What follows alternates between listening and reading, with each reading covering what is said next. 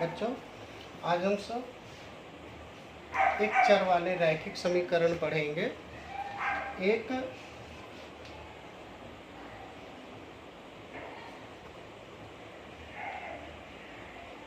चर वाले रैखिक समीकरण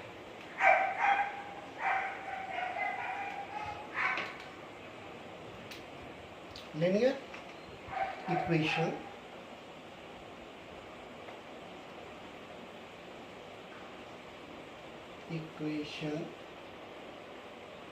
in one variable।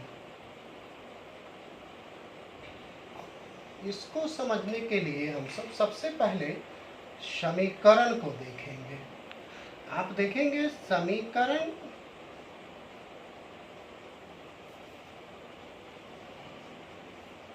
इक्वेशन में दो पार्ट होता है।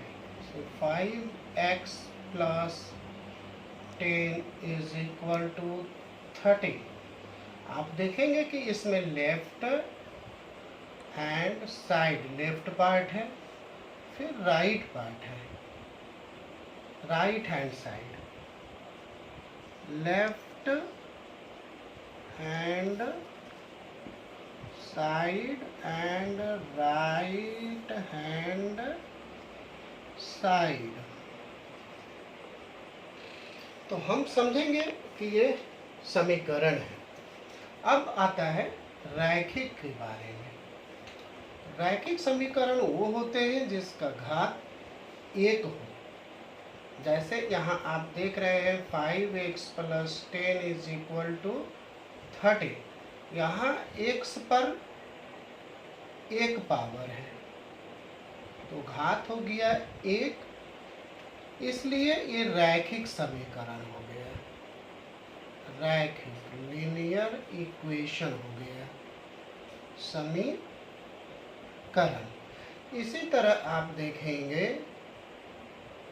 9x³ + 7 = 3। आप यहाँ देखेंगे कि x पर 3 पावर है, यानी घात हो गया 3। तो ये त्रिघाती समीकरण हो जाता है जिसे हमको पढ़ना नहीं है। हम सब सिर्फ वैसे समीकरण के बारे में पढ़ेंगे जो रैखिक समीकरण हो और दैट मीन्स उस पर घात एक हो।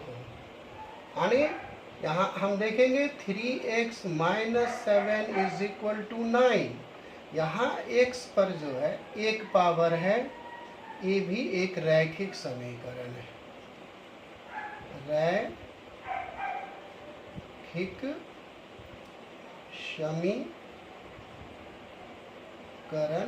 समीकरण है। अब आता है बारी एक चर वाले। एक चर वाले लीनियर इक्वेशन हो गया in one variable. One variable means होता है कि एक समीकरण में चर, सबसे पहले हम सब चर देखेंगे और अचर देखेंगे। वेरिएबल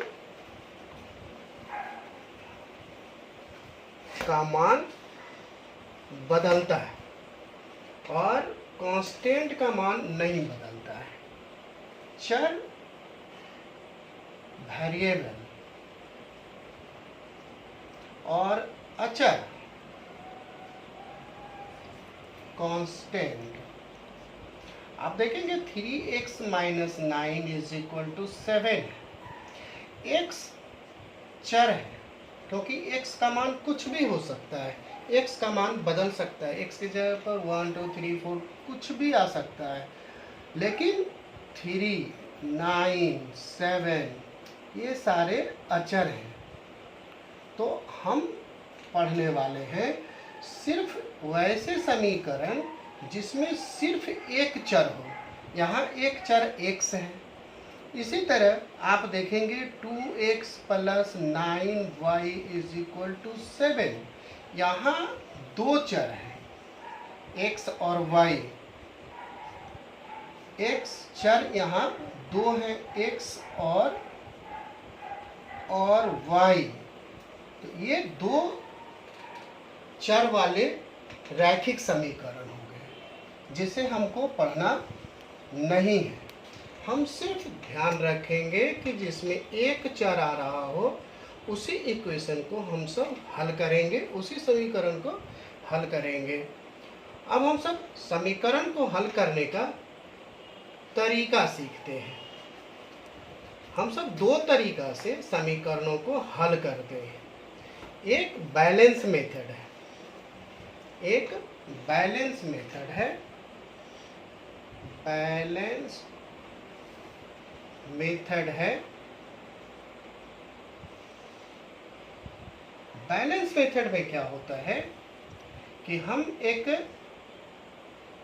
तराजू की तरह बिहेव करते हैं जिसमें left hand side, left part और राइट पार्ट को हम बराबर कर देते हैं। लेफ्ट पार्ट और राइट पार्ट को हम बराबर कर देते हैं। जैसे एक उदाहरण हम सब लेते हैं, 5x + 10 = 30। इसको हल करने वाले हैं। आप देखेंगे कि बैलेंस्ड मेथड में हम सब 5x यहाँ +10 है, हम इसमें 10 घटा देंगे। यहाँ 30 है, इसमें भी 10 घटा देंगे। तो 10 में 10 घट गया, ये खत्म हो गया। अब यहाँ बचा 5x = यहाँ 20 बचा।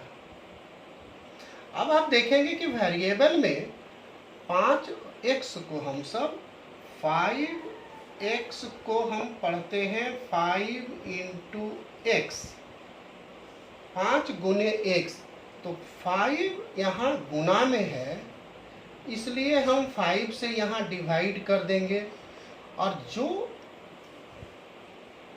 काम हम लेफ्ट में करते हैं वही काम हम राइट में भी करते हैं, यहाँ भी 5 से डिवाइड कर देंगे। तो यहाँ देखेंगे कि 5 और 5 कट गया और यहाँ भी 5 × 4 = 20 हो गया।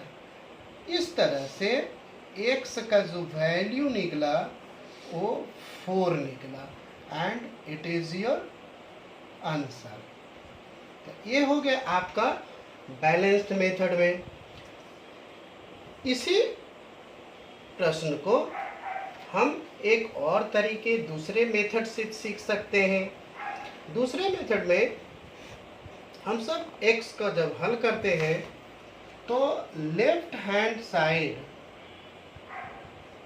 और राइट हैंड साइड में जो साइन होता है, प्लस साइन है, वो राइट में जाएगा तो माइनस, राइट में है तो लेफ्ट में जाएगा तो माइनस। इस तरह से चेंज करेगा। ये इनटू है, डिवाइड हो जाता है, और डिवाइड है तो इनटू हो जाता है।